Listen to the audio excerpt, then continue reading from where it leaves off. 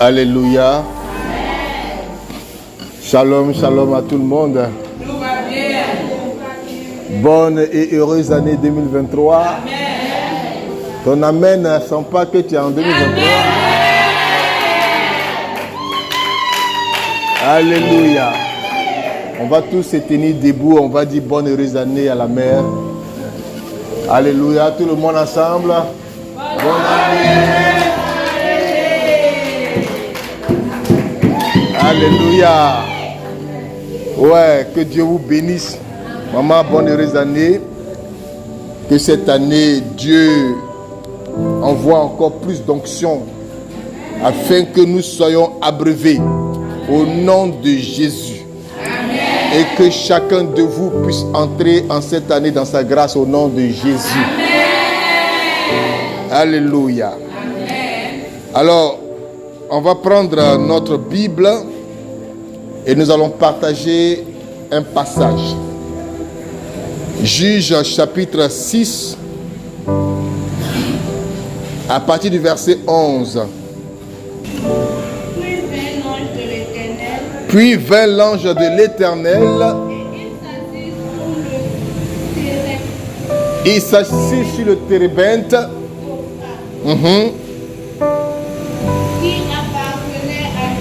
Le térébinthe appartenait à Joas. De la famille d'Abiézer. Son fils battait du froment. Alors le fils de Joas qu'on appelait Gédéon était en train de battre du froment pour mettre son froment à l'abri des Madians, c'est-à-dire des ennemis. Continue, verset 12. L'ange du Seigneur lui apparut et lui dit: L'Éternel est avec toi. Non, il faut bien lire. Vaillant héros. Amen. Continue. Gédéon lui dit: Ah, mon Seigneur, si l'Éternel est avec nous, pourquoi toutes ces choses nous sont-elles arrivées? Où sont tous ces prodiges que nos pères nous racontent quand ils disent: L'Éternel ne nous a-t-il pas fait monter hors de l'Égypte? Et maintenant l'Éternel là, il nous abandonne et nous livre entre les mains des sorciers. Verset 14. Alors Dieu va se tourner vers Gédéon pour lui dire: Il dit va. Il dit va avec cette force que tu as et délivre Israël de la main des Madians. N'est-ce pas moi Yahvé qui t'envoie? Gédéon lui dit: Ah, mon Seigneur, avec quoi pourrais-je délivrer Israël? Dans ma famille, nous sommes les plus misérables en Manassé. Et dans la maison de mon papa, je suis le dernier. Dieu lui dit: mais moi, Yahvé, je serai avec toi. Alléluia.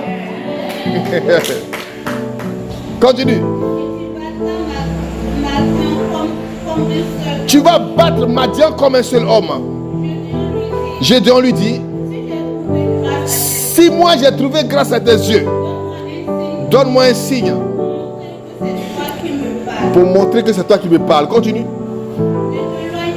Ne t'éloigne point d'ici jusqu'à ce que je revienne auprès de toi et que j'apporte mon offrande, que je la dépose devant toi. Et l'Éternel lui dit: je resterai jusqu'à ce que tu reviennes. Alléluia. Amen. Ma soeur, tu peux t'asseoir. On va acclamer le Seigneur pour la parole. Alléluia.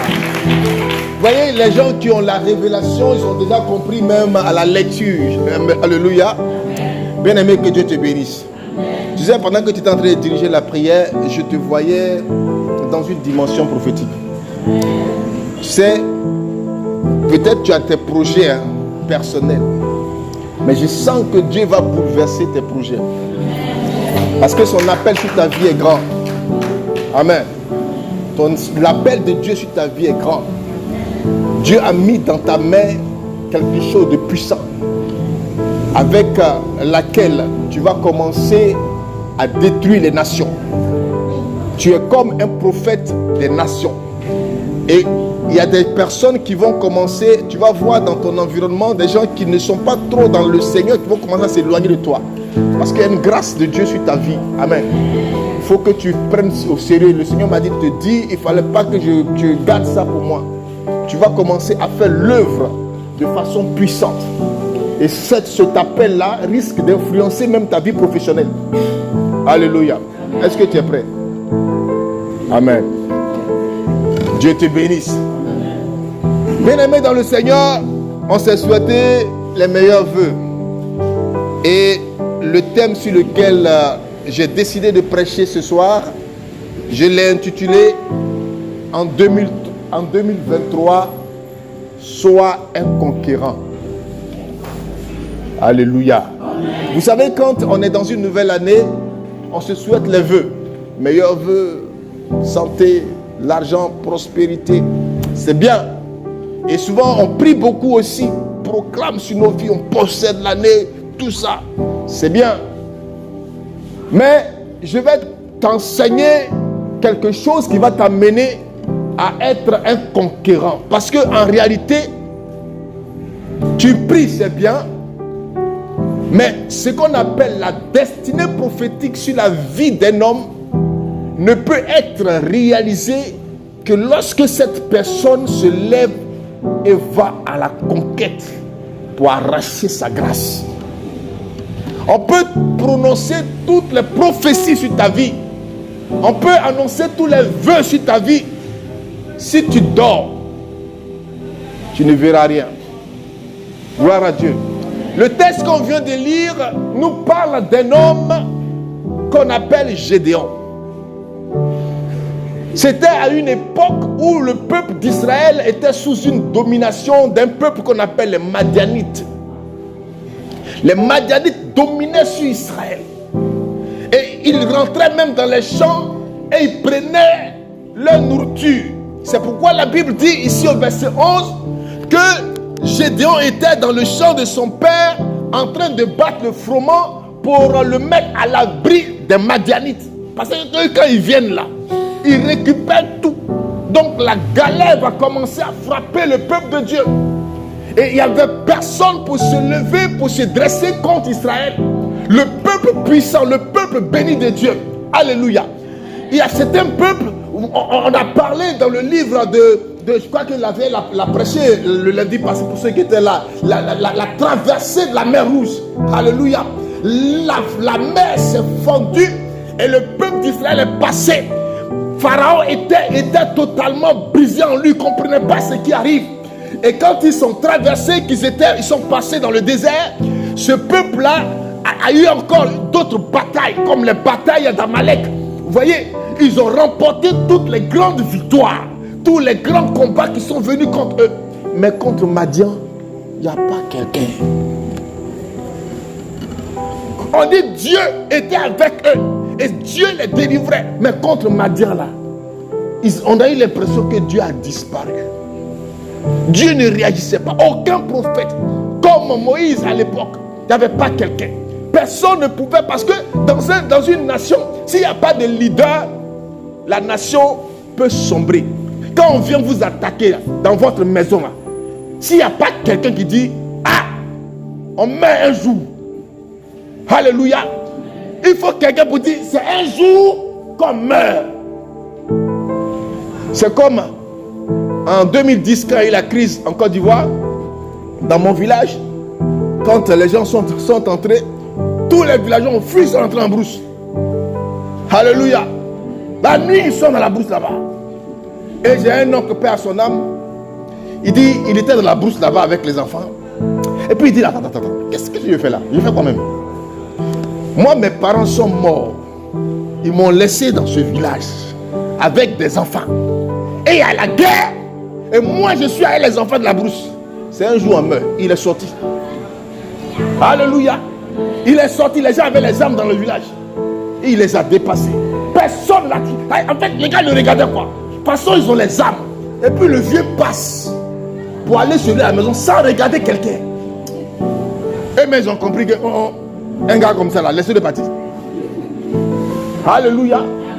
Donc, dans une nation, s'il n'y a pas un leader, l'ennemi viendra et il va vous écraser. Et à cette époque, il n'y avait pas de leader en Israël. Personne. Quand les Madianites entendent que Madian est là, oh, ils sont partis. Ça fuit. Et Gédéon était en train de battre son froment pour aller le cacher, pour ne pas que les Madianites le prennent, pour qu'il puisse au moins manger. Au moins en fuyant, il peut fuir avec ça, puis aller manger. C'est là qu'il va recevoir une visitation. Comme la Vierge Marie avait reçu la visitation. Gédéon reçoit l'ange du Seigneur qui lui dit, et ce verset 12 là, je vais le relire pour vous. Et il ne s'attache plus seulement à Gédéon, mais il s'attaque à chacun d'entre nous. L'ange de l'Éternel lui apparut et lui dit, l'Éternel est avec toi, vaillant héros. Vous savez ce qu'on appelle un vaillant héros? D'abord, un héros, c'est quelqu'un qui se distingue parmi tant d'autres. C'est quelqu'un qui a une force, qui a une arme, qui est capable de dire, ça là, moi je ne l'accepte pas. C'est un vainqueur, un combattant. Et en plus on dit vaillant. Or, Gédéon n'a jamais fait la guerre.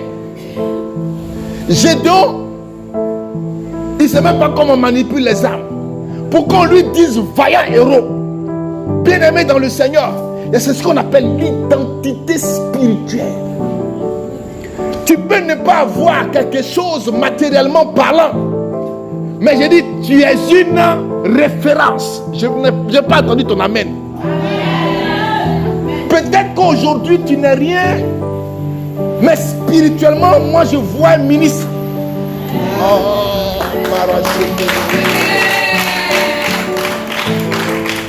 Alléluia. Peut-être qu'aujourd'hui là, tu n'es pas marié, on te voit comme ça, mais moi je vois une alliance briller dans ton doigt. Gloire à Dieu. Dieu vient lui dire vaillant héros. Il est étonné. Il dit mais attends, tu m'appelais comment?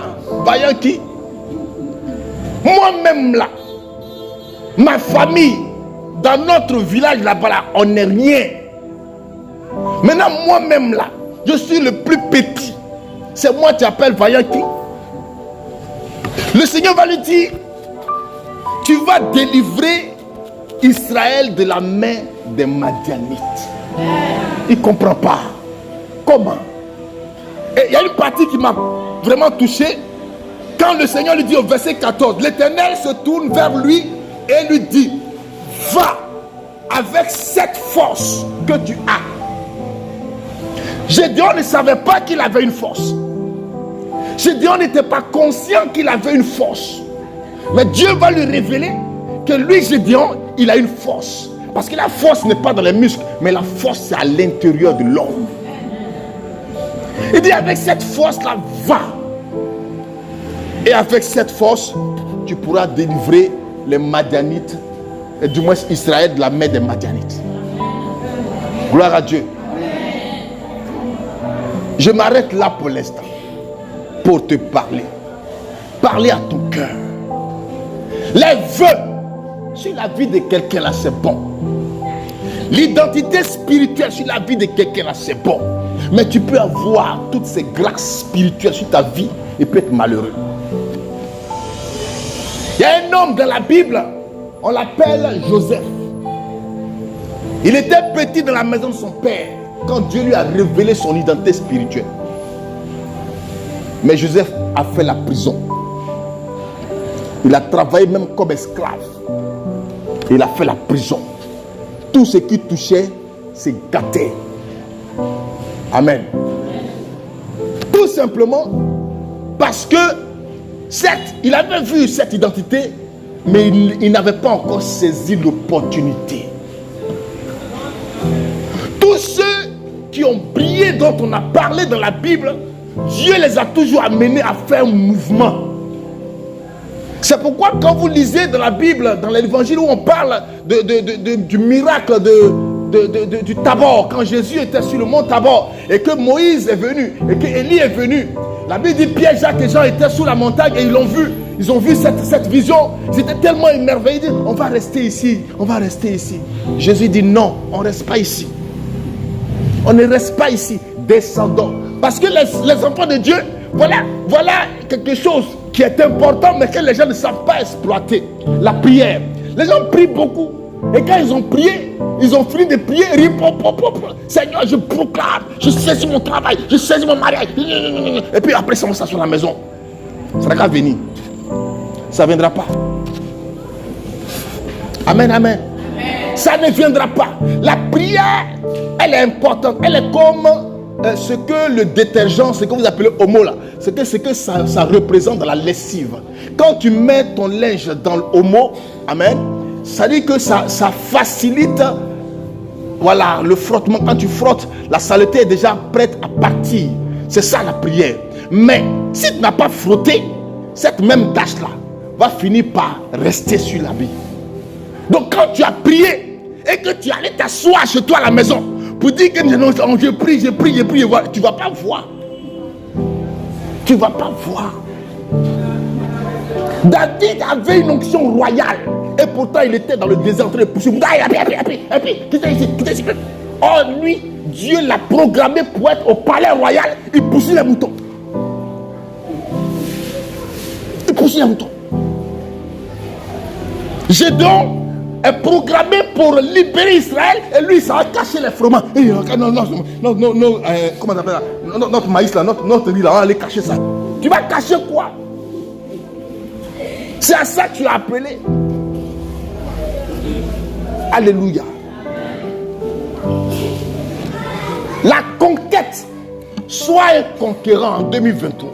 Ne reste plus là comme ça en train de t'asseoir pour regarder et attendre. J'ai prié, j'attends. Non, on ne prie pas pour attendre. Quand tu en as fini de prier, on agit. Donc la première des choses, la prière. Parce que si tu ne pries pas aussi, c'est pas bon. Il faut prier, demander à Dieu, proclamer. Et quand tu as fini de proclamer maintenant, va sur le terrain. Gloire à Dieu. Amen. Va sur le terrain pour commencer à toucher. Et en plus, il faut aussi avoir la foi. Il faut croire en ce que Dieu a déposé dans ta vie. Parce que regarde. Gédéon ne savait pas, il ne croyait même pas qu'on lui a dit même pas. Il ne croit pas. C'est comme quand je te dis, quand je te regarde et puis je te dis, oh, directeur général. Tu ne crois pas. Tu regardes ton devant, tu regardes ton derrière. C'est de moi il parle. Alléluia. Il y a un jour, on était à une évangélisation. Ce jour-là, je n'étais pas parmi les prédicateurs, mais j'étais allé quand même assister un ami. Et puis, je suis assis. Et puis, il y a un modérateur là qui est venu. Donc, il était en train de saluer les modérateurs qui étaient là. Quand il est arrivé sur moi, il a commencé à dire des choses. Ah, il y a un modérateur qui est là, un homme qui n'est plus à présenter, un homme qui a une onction. C'est de moi il parle pas. Il a qu'à terminer sa phrase, il ne sait pas de qui il parle. Alléluia. C'est comme ça. Ça peut être une humilité, mais c'est souvent une fausse humilité. Laisse. Parce que tu n'es pas n'importe qui. Il faut que tu le saches. Tu n'es pas né pour être derrière. Mais tu peux être derrière si tu n'es pas conscient de cela. Et puis tu peux être derrière si tu n'agis pas pour être devant. Amen. Les Madianites sont arrivés, ils sont en train de vous exploiter, ils sont en train de vous maltraiter. Mais défendez-vous. Que quelqu'un se lève pour dire, ah, on met un coup. C'est un jour, on met. Mais ils sont tous là et puis ils ont peur. Or, celui qui devait délivrer Israël, c'est le plus petit là. Celui qui n'est rien là, c'est toi. Tu es dans une famille. En réalité, peut-être que tu ne connais pas ta mission. Mais tu es dans la famille pour qu'à travers toi, cette famille brille. Amen. Alléluia. Amen. À travers toi, la famille brille. Qu'on parle de cette famille. Peut-être qu'aujourd'hui, c'est vrai que la réalité est tout autre. Mais tu n'es pas encore mort, Dieu là. 2022 est parti avec beaucoup de personnes. Toi, tu as pu traverser. Si tu as traversé, ce n'est pas pour mourir en 2023. Je t'annonce au nom de Jésus. Alléluia. Et donc, il faut maintenant chercher à connaître quel est le plan de Dieu sur ta vie en 2023. Et puis, il faut commencer à mettre en place les stratégies pour aller à la conquête. Dans le livre de Proverbes, au chapitre 6, le sage parle, il donne ici la parabole de la fourmi. Il dit la fourmi, regardez la fourmi. Elle n'a ni contre-maître. Elle n'a pas de chef. Elle travaille seule. La fourmi se déplace. Tu vois ses pas, qu'elle bouge. Petit pas. Elle s'en va prendre un grain. Et puis elle amène. Et puis elle dépose. Et puis elle retourne encore pour pas les prendre. Petit à petit. Toi-même c'est ton champ. Tu ne sais pas comment un jour tu arrives là, voilà une termitière. Et cette termitière, quels que soient les vents qui vont souffler la termitière, elle reste plantée.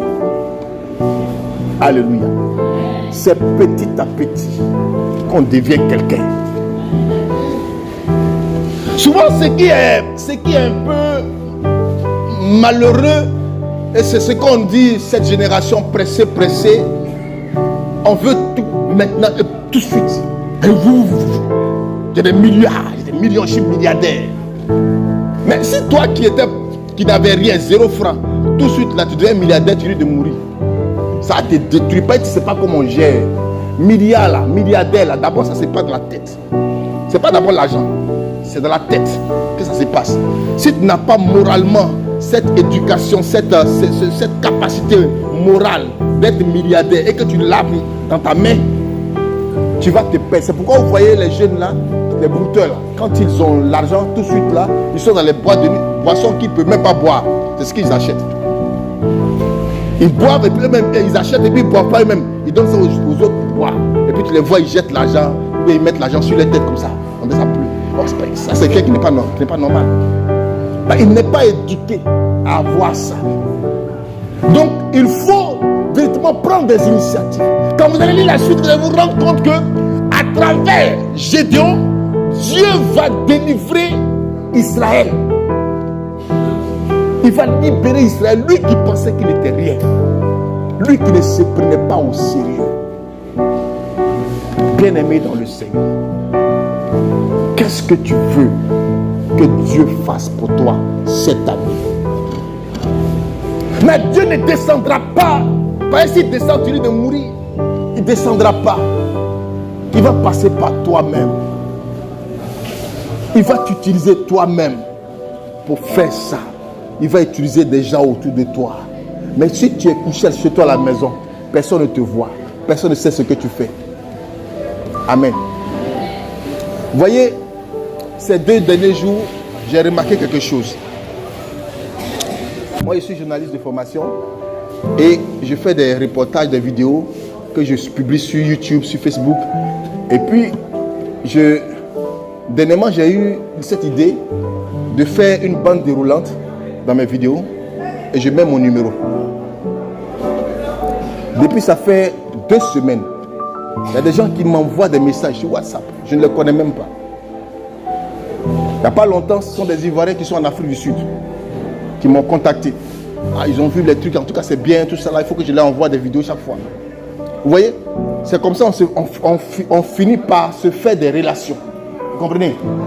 Dieu ne descendra jamais. Mais tu le fais, tu travailles. Tu fais confiance à ce que tu fais. Et puis tu te mets au travail. Les gens ont commencé à t'appeler. C'est vrai, il peut y avoir des faux gars, mais dans tous les cas, dans les faux gars là, un jour, tu vas tomber sur quelqu'un, à travers lui, ta vie va changer. Amen. Gloire à Dieu. Ta vie va changer. Mais ce n'est pas dans ta maison, la maison qu'on parle là, tu es couché là-bas. Il y a des gens là même, c'est-à-dire, il ne sait pas quoi, quand il voit 6 heures, c'est la sommeil là est doux. Tu es en train de dormir, dors. Et puis tu dis, non, cette année c'est mon année. Ton année quoi? Ça ne sera pas ton année. C'est la natte qui sera ton année. Ton lit là sera ton année. Ton drap sera ton année. Mais la personne qui va se lever, comme on dit, l'avenir appartient à ceux qui se lèvent tôt. Même si tu n'as rien à faire, lève-toi. Lève-toi, arrête-toi devant ta porte. On ne sait jamais. Tu peux voir quelqu'un passer qui dit, c'est ici que tu habites. Mais tu fais quoi? Je ne fais rien. Tu fais rien? Viens. Ou bien tiens mon numéro. Et puis, quelque chose se passe comme ça. Quelque chose se passe comme ça. Mais imagine-toi, même si moi je travaille, je m'en vais chez toi et puis je te trouve couché là. Il dit, mais tu fais quoi? Il dit, tu ne fais rien. Et puis tu es couché là. Je n'ai pas te donné. Ton allure là même ne ressent pas à quelqu'un qui a envie de travailler. Je te dis demain de venir dans mon entreprise, c'est toi-même qui as m'envoyé problème. Donc mon ami, continue de dormir. Alléluia. Sois un conquérant. Évitons la paresse. Les gens qui sont là, ils pensent que c'est prière. C'est vrai, c'est la prière. Mais la prière est l'action. La prière est l'action. Le dernier point que je vais te dire. Lorsque Gédéon parlait avec le Seigneur, voilà, il a demandé un signe. Au verset 18, il dit, ne t'éloigne point d'ici jusqu'à ce que je revienne auprès de toi, que j'apporte mon offrande et que je la dépose devant toi. Et l'Éternel dit, je resterai ici jusqu'à ce que tu reviennes. Verset 19, Gédéon entra, prépara un chevreau et fit un épha de farine de pain sans levain. Il mit la chair dans un panier et le jus dans un pot, les lui apporta sous le térébinthe et les présenta. L'ange de Dieu lui dit, prends la chair et le pain sans levain, pose-les sur le rocher et repends le jus. Et il fit ainsi. L'ange de l'Éternel avança l'extrémité du bâton qu'il avait à la main et toucha la chair et les pains sans levain. Alors il se leva du rocher un feu qui consuma la chair et le pain sans levain. Et l'ange de l'Éternel disparut à ses yeux. Amen. L'offrande. L'offrande. Voici quelque chose qui provoque des miracles. Oh, les enfants de Dieu, quand on parle de ça, mais ils sont déjà fâchés. Si tu veux voir la gloire de Dieu, que tu es quelqu'un qui n'aime pas faire offrande, tu ne verras rien. Tu ne verras rien. Gédéon, sachant que Dieu l'appelle à une mission, alors qu'est-ce qu'il va faire? Il va tisser ce qu'on appelle une alliance entre lui et Dieu. Parce que j'étais dans mon coin, c'est toi qui m'as appelé. J'étais là, c'est toi qui m'as appelé. Donc comme tu m'appelles là, il faut une alliance. Parce que c'est une guerre. On s'en va en guerre. Je vais tirer, l'ennemi aussi va tirer. Mais moi, il te dit, Seigneur, je ne dois pas mourir. Alléluia. Amen. Je ne dois pas mourir. Je n'ai pas dit que je voulais faire la guerre. C'est toi qui m'envoies là-bas. Si jamais je suis blessé, c'est ton problème. Ça, on va se parler. Donc, il fait une offrande au Seigneur. Sur la base de cette offrande, le Seigneur sera avec lui jusqu'à la fin. Amen. C'est pourquoi, quand vous lisez les Actes des Apôtres, où on parle de Tabitha, cette femme qui était généreuse envers les apôtres. Et un jour, elle meurt. On n'a pas dit que c'est sorcier qui l'a tuée, mais c'est bien sûr, elle est morte. Mais, quand ils ont appelé Pierre, et ils lui ont dit, non, la femme là, elle coud à billes, elle donne aux apôtres pour s'habiller. Cadeau. Quelqu'un comme ça ne doit pas mourir. Amen, amen. Du coup, Pierre va s'appuyer sur ce qu'il a entendu. Et Pierre même ne la connaissait pas. Il s'appuie sur le témoignage que les gens font de Tabitha et il invoque Dieu. Même si Dieu même avait repris son âme, il lâche automatiquement. Parce qu'il y a une alliance. Gloire à Dieu. Dieu même qui prend ton âme, il lâche. À plus forte raison quand son Dieu prend ton âme.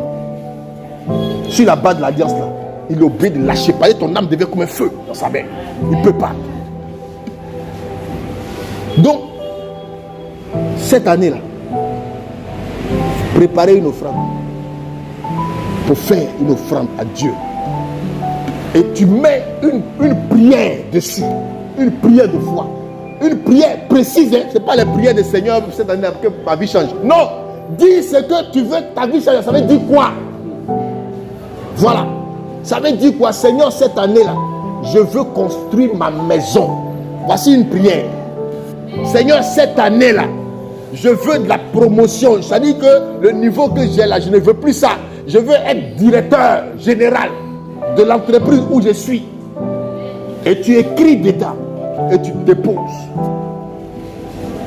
Si quelque chose n'est pas passé avant la fin de l'année, si tu vois les hommes de Dieu parler, il faut dire pour là, vous êtes des présenteurs. Alléluia. Bien-aimé dans le Seigneur, je vais conclure pour te dire, Dieu, il veut que tout le monde soit béni. Et pourtant, sur la terre, il y a des malheureux et puis il y a des bénis. Pourtant, lui, il veut que tout le monde soit béni. C'est-à-dire que la bénédiction, là, ça ne dépend plus de lui. Lui, il a déjà relâché. C'est chacun qui prend. C'est comme quand tu lances des grains de riz sur des poussins. C'est chaque poussin qui picore. Celui qui n'a pas picoré, il n'aura rien. Il faut que tu picores. Et tu verras ce que Dieu a fait pour toi. Que Dieu te bénisse. Au nom de Jésus-Christ. Amen.